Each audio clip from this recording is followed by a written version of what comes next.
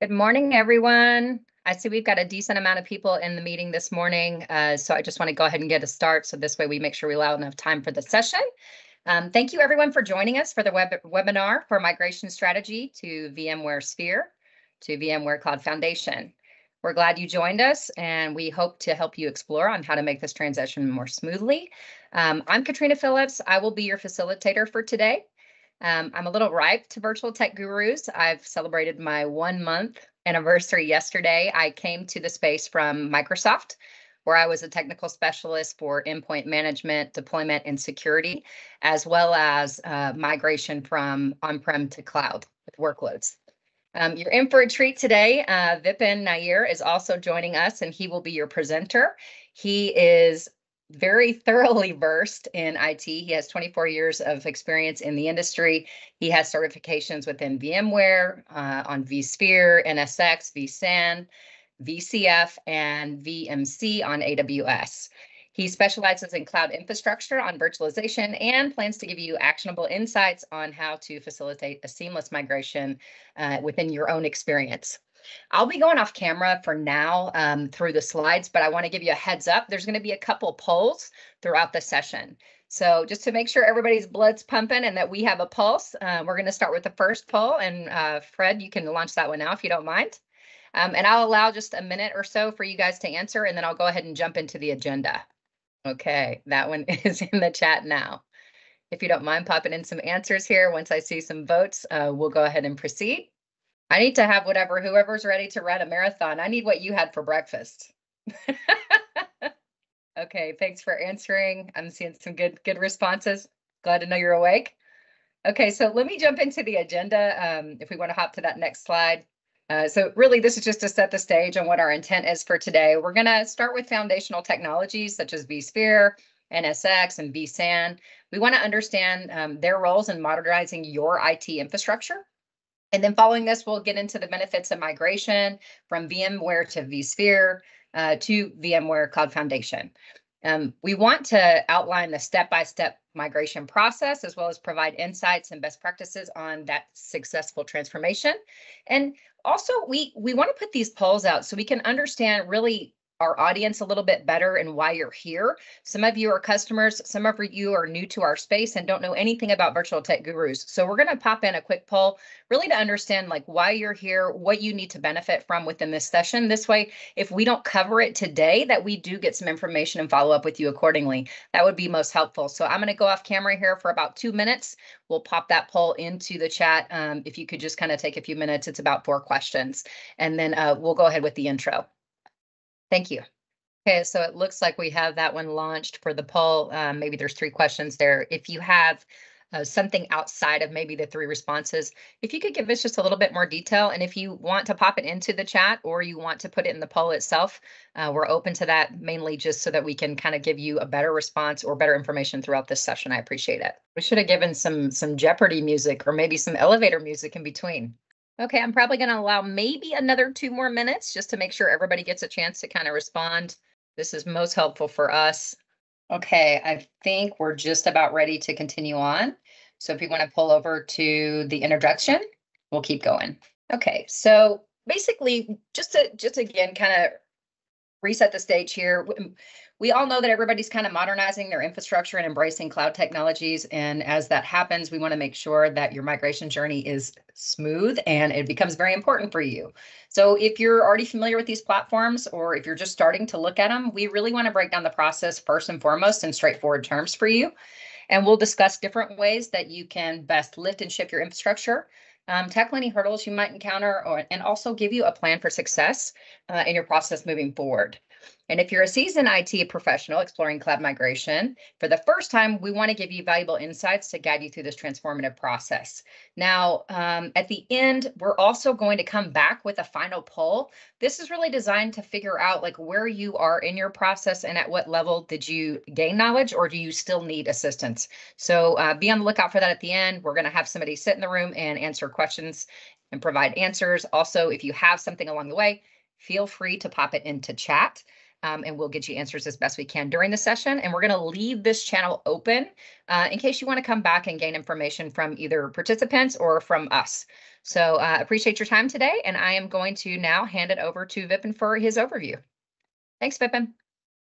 Thank you, Katrina, and it was a great introduction and setting the context very well.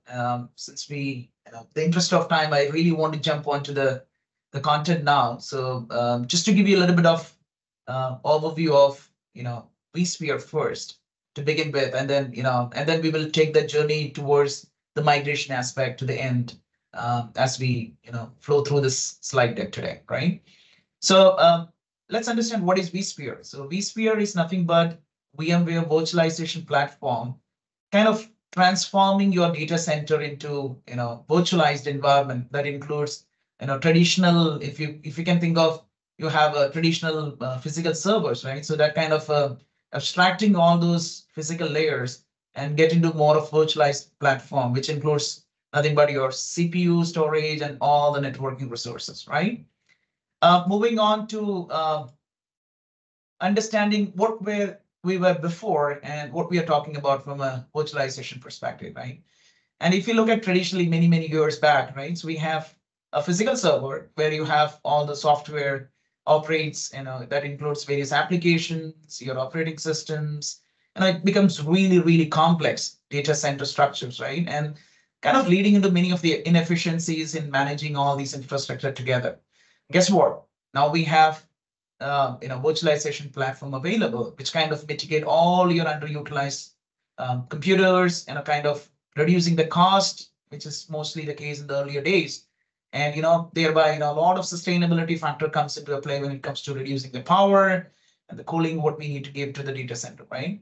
And virtualization pretty much address all these, consolidating into kind of workloads domain when we come into VCF portion of the world, and reducing the number of servers, which is kind of running in your data center, right? That's pretty much what we were seeing from a physical to virtualization world today. Just to summarize, it's kind of optimizing your utilization, kind of gives you the flexibility and more of operational efficiency running your data center, right? So now, since you already know now, VMware uses vSphere as a foundation, right? But the main component what we are talking about is server, right? In a world of virtualization, we call it VM or virtualization machine or virtual machine, right? It's kind of an abstraction, as I said before, kind of emulates of a computer system what you have and gives you all that flexibility and all that muscles what you need to perform like a physical server, right? You have best of the quality internet, you have CPUs, your operating system working efficiently. Sometimes if you talk about beyond VMware, it can be even platform independent, right? So you can have virtual machine running in. We have various providers what is available in the market, but it can be really doesn't matter that what kind of a platform running behind. You can run a virtual machine smoothly over physical machines what you have, right?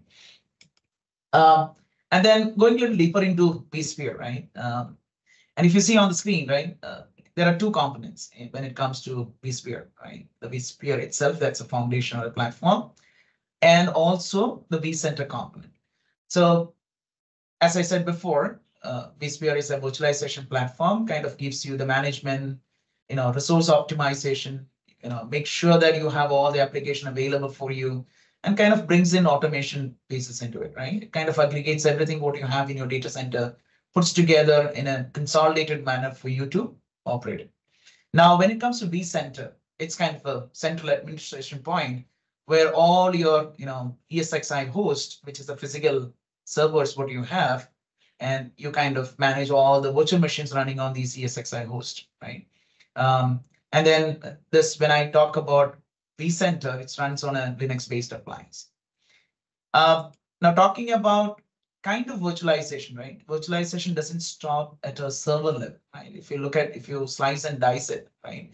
You could see that virtualization is a process of creating software-based representation of a physical unit that includes your server, you call it desktop, that includes your network and all your storage devices, what you have. And this is the most efficient and effective way to reduce your IT expenses, what you have all across your data center in various physical servers, right? Now, as I said, VMware provides all these capabilities be it server virtualization, network virtualization, storage, and desktop virtualization, right? Now, how do we put all these things together? That's the beauty, right? There it comes to software-defined data center. Combining all these things, what we discussed together, it kind of create a virtualized control of your data center in a very much automated fashion. What do you have? And vSphere becomes the foundation for your software-defined data center. You know, you could do service management with that, right? More of catalog-driven kind of operations. You have a cloud management layer, right? This can be more of orchestration between you have across the devices what you have, your workflow automation, and you can think of a self-service portal for your user community, right? And it has, of course, we cannot forget the fact that it has underneath physical layer, and then of course kind of gives you a software-defined data center from a VMware perspective, all together with the network and security features through NSX, microsegmentation, and with Carbon Plug, right? So that you can reduce or manage your business risk effectively. Yeah. Now, the topic for today, right? The vSphere, VMware Cloud Foundation. So let's understand what is it, VMware Cloud Foundation, right? We call it as a platform, right? It's a multi-cloud platform or a full stack hyper-converged infrastructure, kind of bringing you the modernized data center, and becomes more easier for you to deploy your virtual machines or maybe a containerized applications, right? And we'll go deeper a little bit more about it as we go along with this presentation today. You heard about vSphere, which is the compute portion of it. Then comes the vSAN, which is the storage portion of it, NSX, networking, and operational aspect of it, which is nothing but the ARIA suite of products what VMware offers, right? So what is the idea for having this VCF, right? It's more of a standardized, automated, validated approach, kind of simplifies your management, and you really get a true sense of software-defined infrastructure resources, right? All right, so I will not go a little bit more, I would not go about lifecycle management because there are a lot of aspects about how do we run this lifecycle management, how do you enable hybrid cloud with the vSphere, VMware Cloud Foundation. Probably as we understand more, then I will walk through some of the aspects of how do we achieve hybrid cloud platform with VMware Cloud Foundation. Now, this is what the bill of material. So when you really look at VCF as a product, right? This is what you get it as a package, right? So that includes your VMware validated design. So because most of the time what we see customers face, how do we get into a VCF platform, right? Because it's so complex, because it has got many of the components, right? So VMware helps you to get some sort of something called VMware validated design, which is a proven solution or design which is available for you to kind of deploy. So it's more of a turnkey solution for you. So you can follow that deployment cycles, and then you get your boom, you get your VCF environment ready, right? And this is for both traditional VMs and containerized application, both you can run on that. Yeah. And the beauty of VCF, right? Because you can run this on a multi-cloud environment, be it VMware Cloud on AWS, IBM, or Rackspace, Azure, you name it.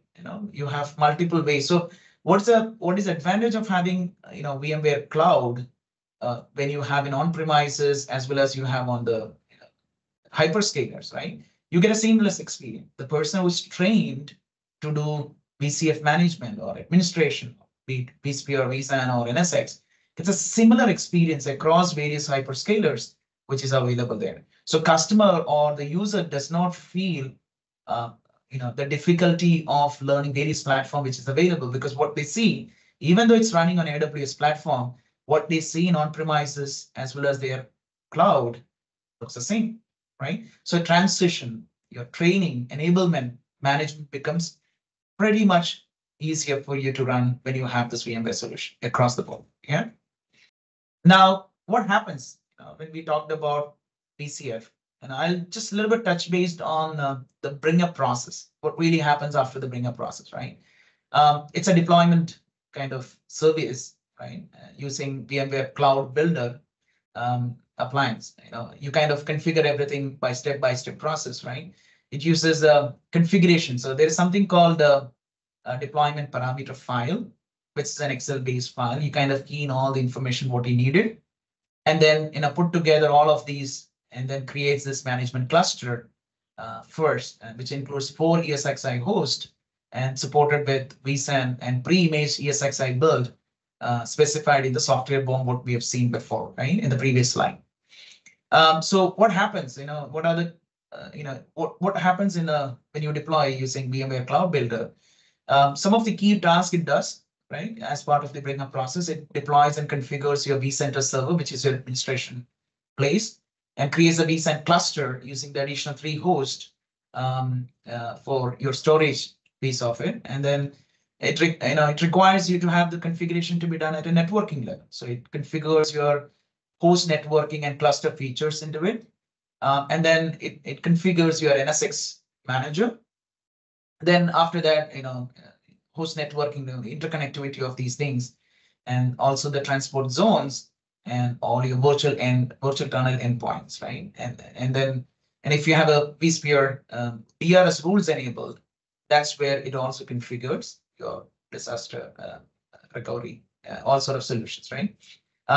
Then let's understand a little bit about the vSAN, right? Many of you might be familiar with vSphere because that's a very common product, which I would say 99% of the customers you will find in the data center, but not necessarily that all the solutions of the VMware will be there. So, but one of the important factor when you are deploying a VCF is the element of vSAN, right?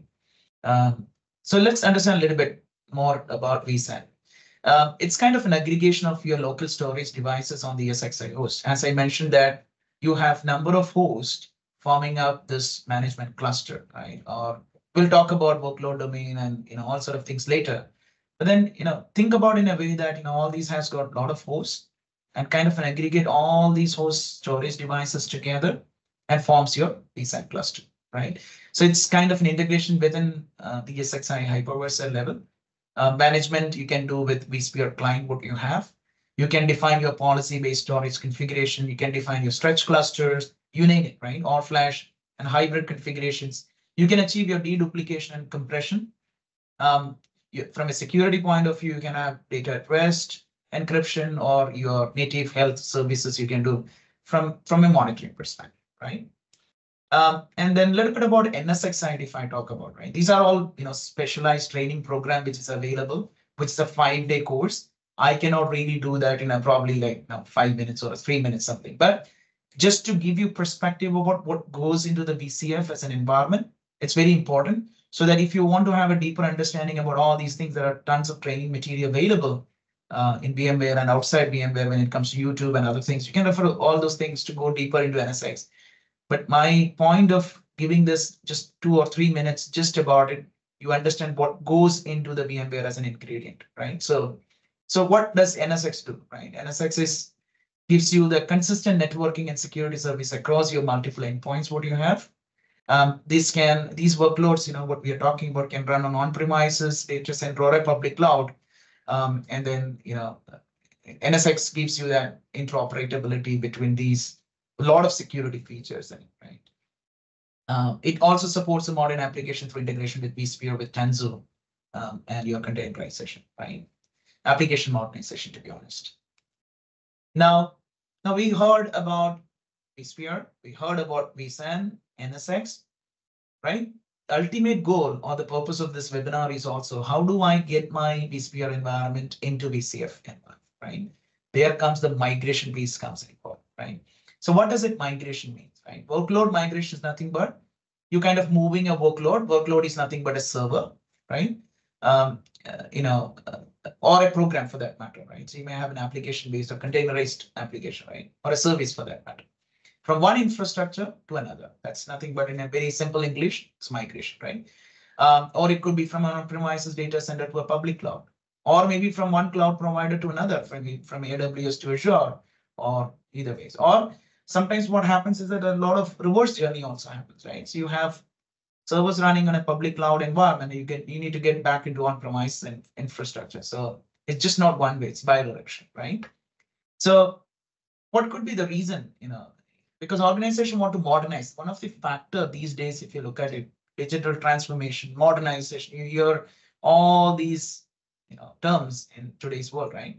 So one of the reason for migration is that kind of a lot of application would be legacy application. They want to modernize it, or maybe they want to do tech refresh. They want to upgrade their hardware environment, hardware what they have for various reasons, right? So and then kind of you have a future desired state where you want to have, because at the beginning of the organization they have multiple data center across the world. There's no consolidation as such, right? So it could be a consolidation reason as well. So when you know that, how you want to put your servers together and data center together, and you think about consolidation, right? So or if you want to have a microservice based applications running, you might be having monolithic application currently running and you want to have a more of microservice architecture, right? So you need to modernize it. Along that, probably you may have a better hardware environment to run, or you want to run with your environment to be more DevOps driven right now. So you want to run it across multi-cloud. Maybe if you want to have a burst, maybe a seasonal way of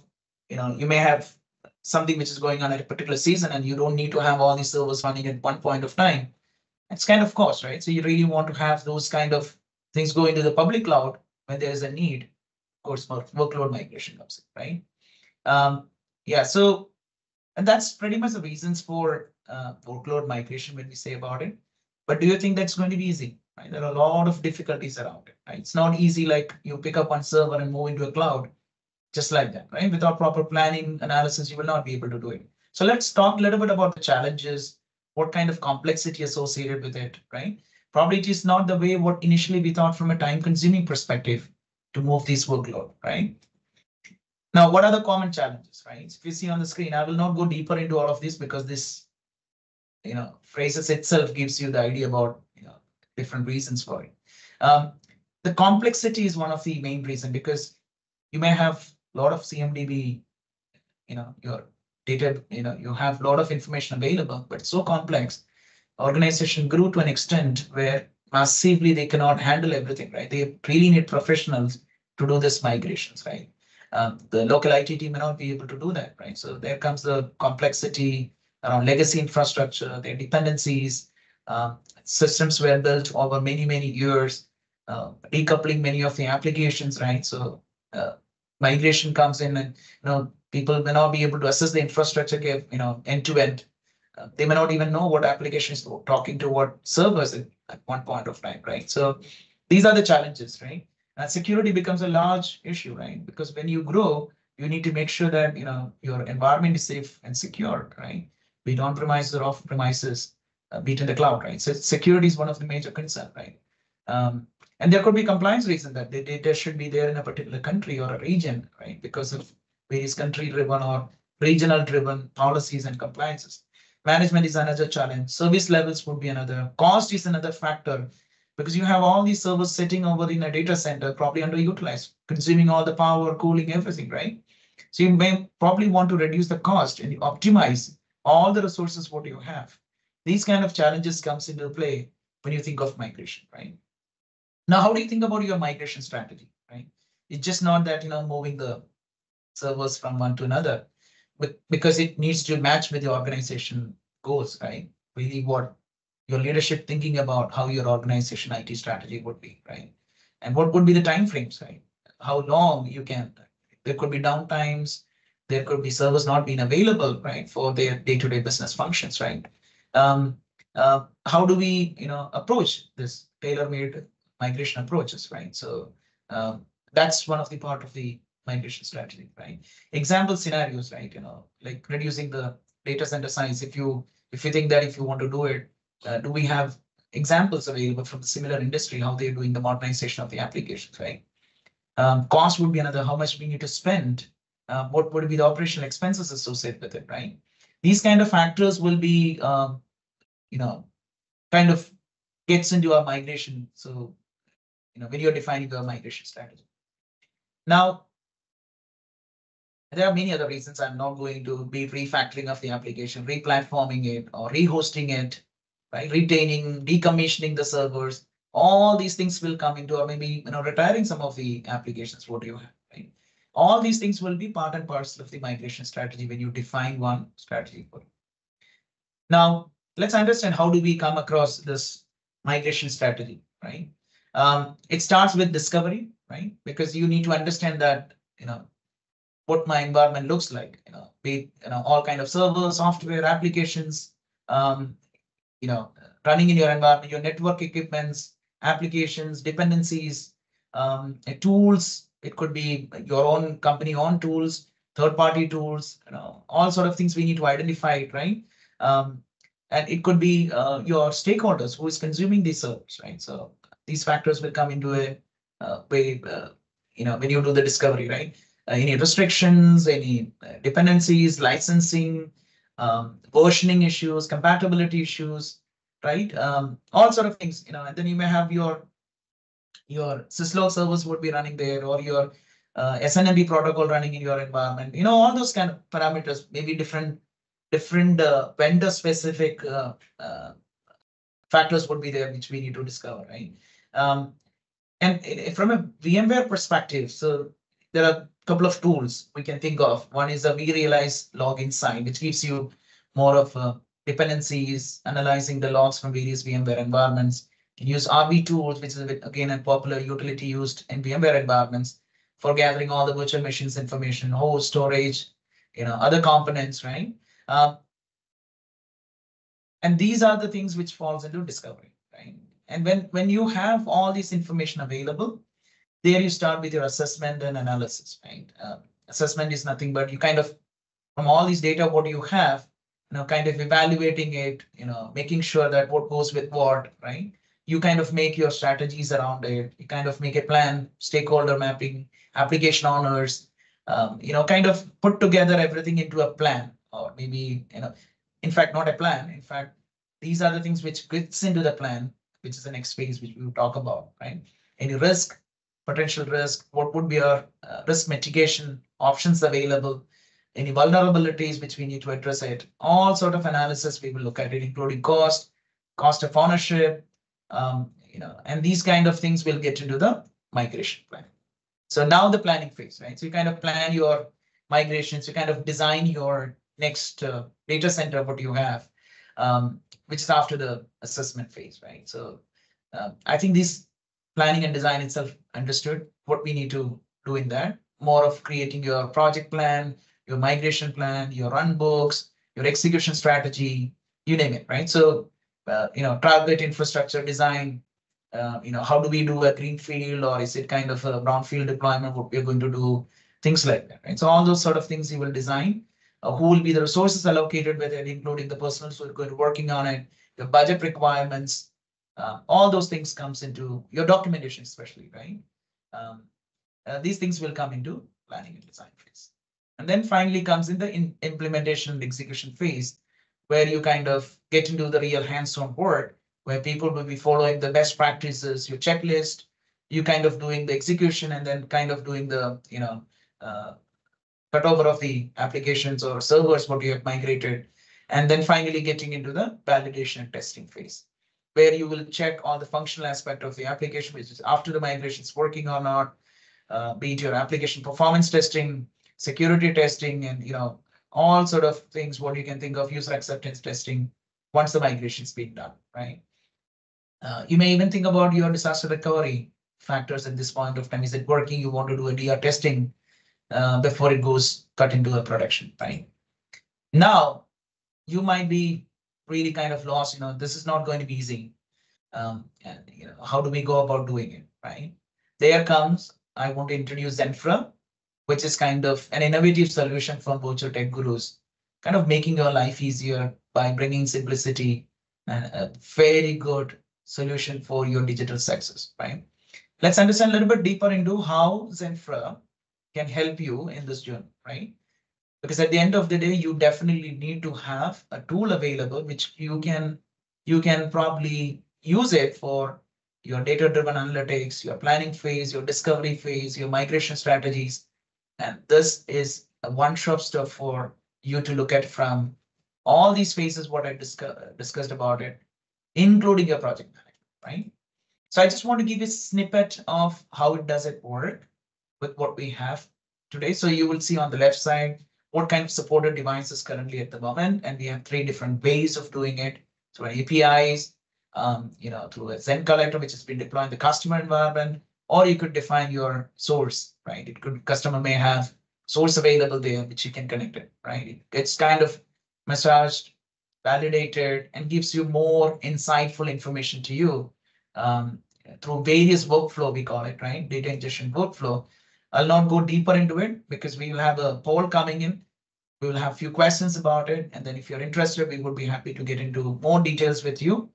Probably discussing more into ZENfra and capabilities, demonstration if really required, all those factors, but those exciting things are coming up, right? So, but this is how typically the workflow goes. I'll not spend too much time here, but we would be happy to address any of the questions during the Q&A session, what we have.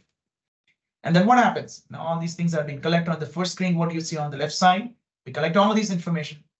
There you get all these graphs for you because picture talks 1,000 words, right? All these information, what is available, you can see the number of servers available.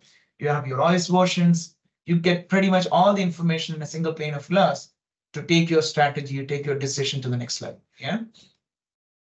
And there's another snippet, right? All kind of servers, what is available. If you look at it, some of the aspects here, like capacity based on each data center. If you have multiple data centers, you can talk about what's the capacity there, how many hosts are running there. You name it. It's kind of giving you a complete outlook of your data center across the world. What do you have, right? That's where the beauty of ZENfra comes into play, becomes your buddy for migration, right? And then this is an icing on the cake, right? Most of the complexity associated with the migration is about everybody knows this many servers. If you look at typical traditional IT person, right? They know that, okay, I have 100 servers. I need to make sure it's available, it's running, right? He doesn't really need to know all these applications that depend on many other servers, right? There comes the value proposition of ZENfra comes and gives you that really, really holistic view of your visualization of all the application, what you have running. If you see on the first diagram here on the left top, right, that's the whole, topology of your infrastructure or data center. Then if you see on the right side, the orange one, so you name one server, what are the different applications talking to that server, right? Then if you see on the blue dot at the center, it talks about an application level. What are the number of servers, which is kind of talking to this application. Isn't it really cool, right? It makes your life very, very easy when it comes to managing your data center journey. And it doesn't stop there because it has got that AI-driven capability. There comes our policy engine. This is an AI-driven, data-driven capability, what we have within the ZENfra, where you define all your policies. And ZENfra itself will suggest to you what could be your move groups, how many servers needs to be bundled together. That makes the real help when you do the migration, because that's something you cannot really do this in Excel file. You have all the logs available. It kinds of get all the assessment done by itself, gives you that view about all the application, how it is dependent with each other. Finally, you can do all those customization the way you wanted. All these menu options are configurable. You can have your own customized dashboards. Depends on the project by project, by division, function by function. You have all those capabilities that ZENfra gives you to make your life easier for migration, right? All right. That comes, now let's take, with all these learning what we have, how do we move vSphere to VCF, right? So we talked about vSphere, talked about vSAN, we talked about NSX, all these different components. How does it come up when you kind of bring up that VCF environment? How ZENfra plays a role for making your easy job when it comes to different stages of your migration, be it discovery, analysis, planning, your design phase, your execution phase, all of that, right? In a nutshell for you. And now with all these learning what we have, again, this is a 30,000 view, what you can think of, not really into the hands-on part of the things I'm discussing about it, but just gives you perspective about how complex it is, how virtual tech gurus or ZENfra as an AI-driven platform can help you in this journey, taking from vSphere to vSAN, right?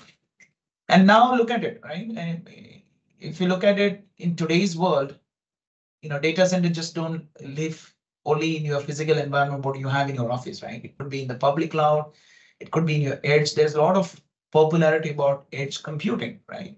So, and VCF address all of these for you, be it your public cloud, VMC on AWS, your own data center, which is physically available, and your edge, right? Because you may have a remote office, branch office, all sort of things. VCF address and caters to all different kinds of needs with the capability of software-defined data center. So you can sit in one room in front of a computer, you can completely take the control of the entire full stack of your data center through VCF, run that, right? Okay, so now where do we start, right? So you have an existing vSphere environment. I probably will take another 5 more minutes and we'll open up for 15 minutes for Q&A. Just wanted to give you a perspective how many more slides are there in front of you. Just about 5 more slides of 5 minutes maximum. And then we would love to hear from your questions and happy to answer those questions. More discussions around, if you have more interest in ZENfra as a tool, how it can help, we can definitely walk you through that, right? And if you look at from a migration type, it's just not about one way of doing migration, right? So you have live migration, you have warm migrations, you have cold migration. So everything has its own pros and cons, which is pretty much self-explanatory on the screen. The beauty of the live migration is that you don't have a downtime, right? So you kind of stretching your L2 IP network between your on-premises environment to public cloud. There you go, right? You can migrate the servers from one location to another without even users having an experience of downtime. It's a seamless process, right? If you look at from a warm migration perspective, is one of the most flexible way, but it requires downtime from a cutoff perspective. So when you have all the things have been done, till then user will not experience anything. But the moment we need to cut off from the old server to the new server, that fraction of time where we need to declare your downtime and define your change windows and other things, that's where you move, right? Cold migration is nothing but extended time, as it says cold, right? Users will be impacted, the servers will be shut down, right? And then it kind of moving lift and shift or something of that sort of an idea what we are talking. Changing, it also changed the enabling of, you can change your IPs, everything, right? Your new IPs, and then, whatever you want to build around it, you can build with cold migration, right? Now there are 2 components I really want to quickly introduce. How do we do? So see, we learned about ZENfra. We learned about different stages of migration. But what is the real tool comes into play when you really want to migrate, right? Who does the work for you to migrate? That's VMware HCX, right? So that's a hybrid cloud extension product which is available from VMware, where you can use it for migrating your workload, right? So what is VMware HCX, right? So it abstracts on-premises and cloud infrastructure resources and present them to applications as one continuous hybrid cloud. It gives you all those capabilities about high performance, security, optimized multi-site interconnects, right? And the beauty of it, it gives you seamless application mobility and disaster recovery across multiple on-premises vSphere platform and VMware public cloud, right? And if you, in a simple way, if I want to talk about the architecture, it's kind of process begins with 2 sites, a source and target, right? That's how it goes. As you see on the screen, you have a legacy vSphere environment and you have a VMware Cloud Foundation workload domain. It could be workload domain or be a consolidated domain. When you have a smaller environment, you can put all your management layer as well as your servers into one single domain. That's what we call as consolidated domain. But from a standard perspective, you have your management domain separate and your workload domain is VI workload domain is separate. All right, so I probably will not go through about it. How do we do it? But that's something probably a deeper conversation if you're interested to know more about the capability, what virtual tech gurus and ZENfra brings into the table. We can definitely walk you through, right?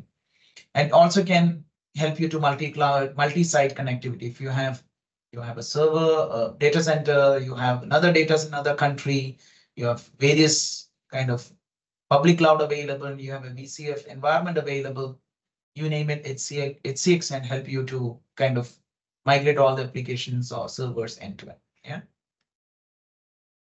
All right, from a VMware perspective, we talked about it, all sort of different types of migrations, right? Warm migration, cold migration. So if I talk about from an HCX perspective, HCX vMotion, right? It leverages VMware vMotion protocol to move a live VM to a target, right? It's kind of a live migration.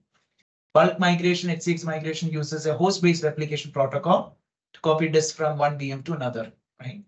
And another one, cold migration, kind of third migration option, which we discussed earlier from an HCX point of view. You shut down the VM and then you can take it to the other environment what you have.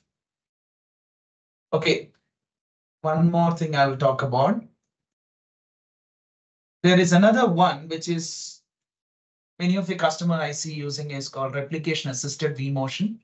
There's a continuous journey that everything what you have in the source sites gets replicated over a period of time. Depends on the size of the server what you have, and then kinds of moves into the new site, and then it switches the replication to vMotion and moves the active state of the VM.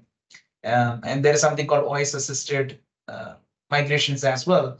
Kind of migrate the application VM that are not running in a vSphere based environment.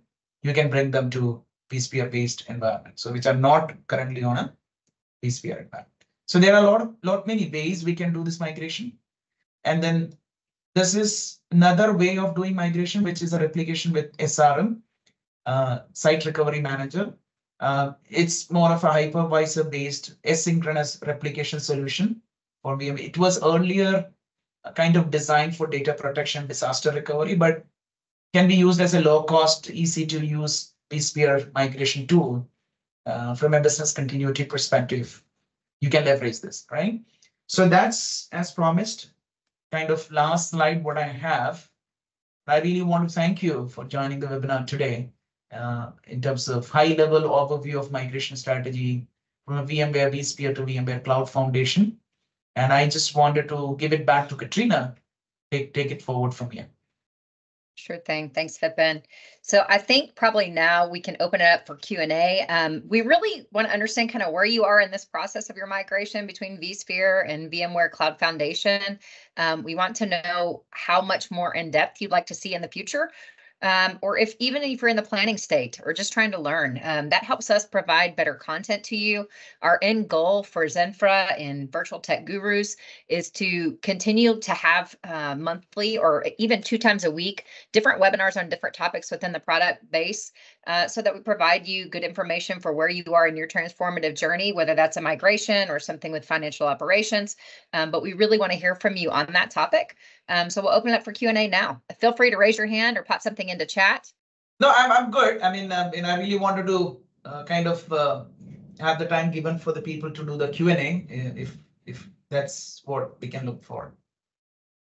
Yeah, absolutely. So feel free to pop something in chat. We're going to put out this last poll. I think, Fred, if you want to go ahead and drop that. It's a quick 4 questions. Again, it's really to find out where you are in your journey. We can certainly share these results openly with you, or we can follow up with you individually. We'd like to know which works better for you and what's the best way for us to contact you if you want some future knowledge. And if anybody has got any questions, you can put those questions in the chat window as well. Maybe we can get back to you also if you think that, and give those answers via email as well. We can put the questions on the chat as well. We're happy to do that. We have a good 8 minutes. I don't know if anyone has a hard stop, but we are definitely going to stick around for the duration. And even a few of us can stay after if that's needed. All right, so it looks like we have a good amount of answers just to speak to maybe half of the audience here that's been able to get the poll answered. So it does seem like you're getting a better understanding of the VMware vSphere to VCF migration. I think maybe what we might consider doing, and this may be into April, is taking this a little bit step further, like a little deeper dive into specific topics. I think it would be really helpful if you could let us know where you are in that process, or maybe which points you're more interested in pursuing further, so that we can kind of create that content accordingly and giving plenty of notice. This week for us is spring break. I know Vipin is going on spring break next week with his family, and we want to have plenty of time to get you some substantial content that we can present. So feel free to share with us. You can message us independently if you want, or we can take the information here. But just obviously, it looks like there is some interest in pursuing this a little bit further. So let us know how we can be of help to you. As we dive a little bit deeper, we can also share a little bit more about the ZENfra product and maybe how that might help you in the migration piece, and then also migration services. I know we had Skip join, Skip Tamke. I don't know if you want to come off mute. You're welcome to. He is our delivery manager. So he definitely has a very rich history in migrations. So he's here too. We can all take questions for you if those are openly asked. We have you, Skip. Okay, cool. So I think one of the things that we'd also like to bring out is that we do have a series of other webinars that are coming up that goes into the economics of on-prem versus cloud versus hybrid. And one of the great things about the way ZENfra works is that we can take things from the very beginning of determining, what the break-even analysis looks like, to helping to choose where to go and how to get there, and then to provide a full roadmap, as Vipin spoke about in this presentation. Yeah, so I think what we can do too, and let me just see if I've got it available. We can send this out to you if you're interested. We have a few more events coming up. I can pull what I have for topics, and if you're interested, we can definitely share this with you as well. It will not be very specific to VMware. It will be more specific to either the financial operations piece or break-even point, as Skip mentioned, and then also some cyber resiliency I think we've got coming up. But into April, we can definitely go a little bit further into the VMware vSphere to VCF migration. Okay, we're gonna let Sanjay in. Okay, we got a question here in chat if anyone wants to take that. Beyond the technical aspects, can you elaborate on the potential business disruptions that might occur during a vSphere VMware migration, and how can they be mitigated?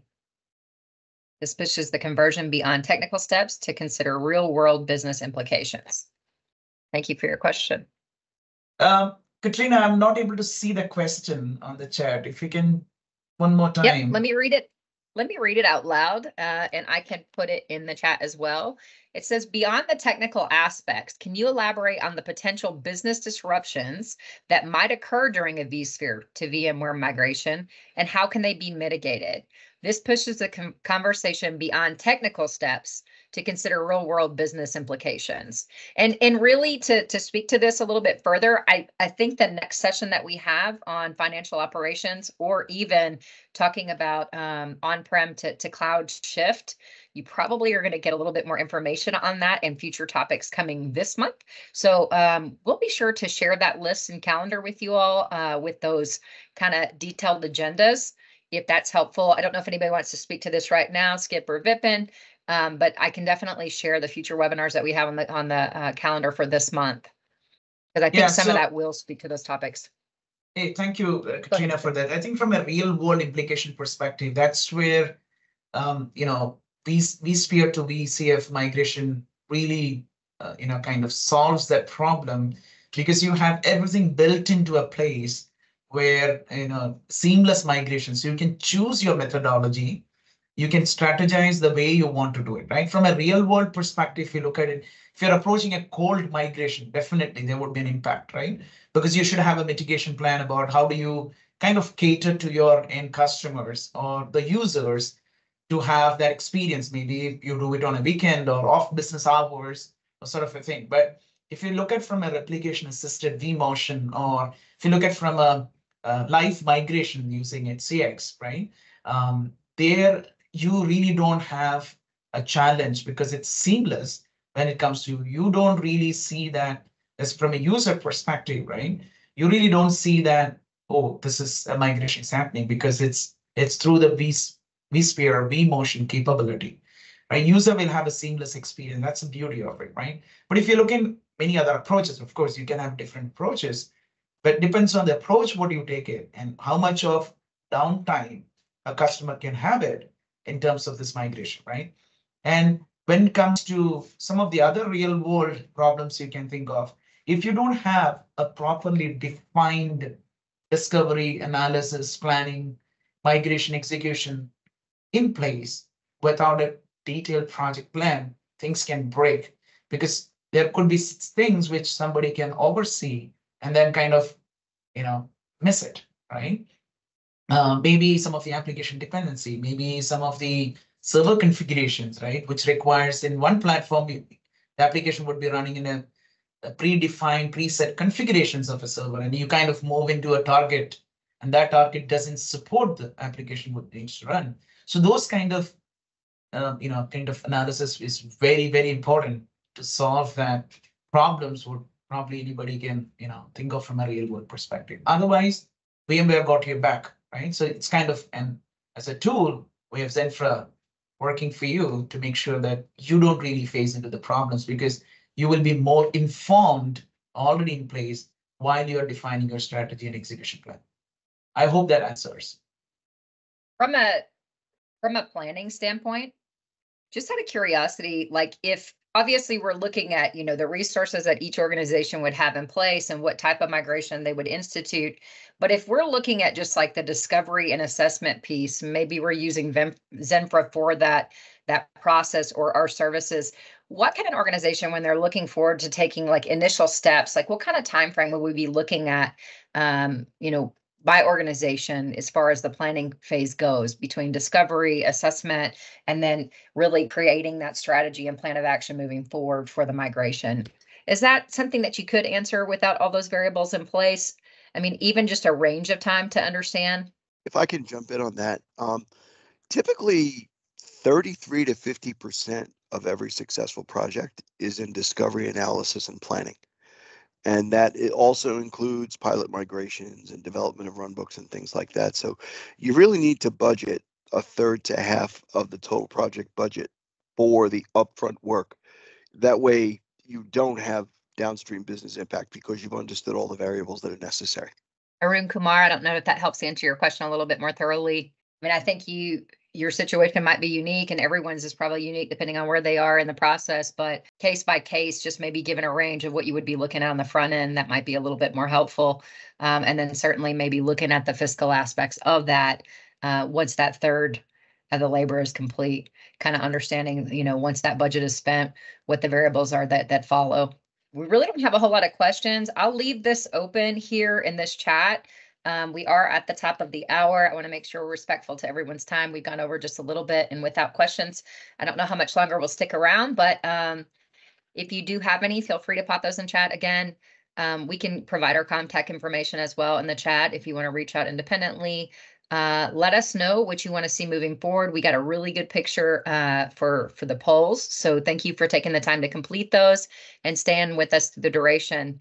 If there's no more questions at this moment, I guess we can go ahead and conclude today. 5, 4, 3, 2, 1. I guess we're done. Thanks so much for joining us today. We'll send you some calendar invites for future seminars in case you want to attend. And we'll take questions at sales@virtualtechgurus.com. Thanks for joining us today. Have a good one, everyone.